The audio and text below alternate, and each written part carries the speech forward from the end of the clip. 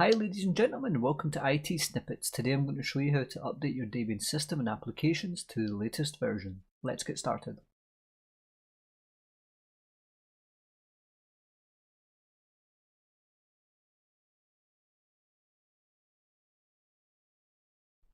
So the first thing we have to do is open PuTTY.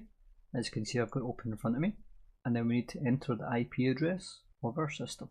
So we enter the IP address of the system we want to connect to, which in my case is 192.168.0.66, and hit return. For some reason it's jumped onto my other monitor, but I'll bring that back over here, and it's asking me to log in. So I enter my login details, and then enter my password when requested. Now that we're here, I clear the screen. I change to the super user by using the command su, and enter my super user password. I'll clear the screen again, if I can spell clear. In order to update your applications, you do apt-get with a dash in between, so apt-get update, and hit return, and give it a moment to update its database. The database has been updated. Now we can do apt-get space upgrade, if I can spell it correctly.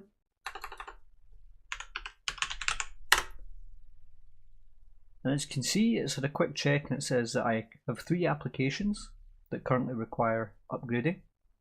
It'll take an extra 6 meg of space, or rather it needs to get 6 meg of archives, however it won't take up any more additional space.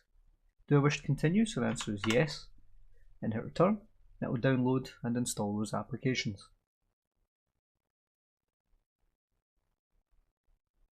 It's worth doing this regularly with your Linux box, especially if you've got it running as something that's got a lot of applications on it, like a download server. Now that's been done,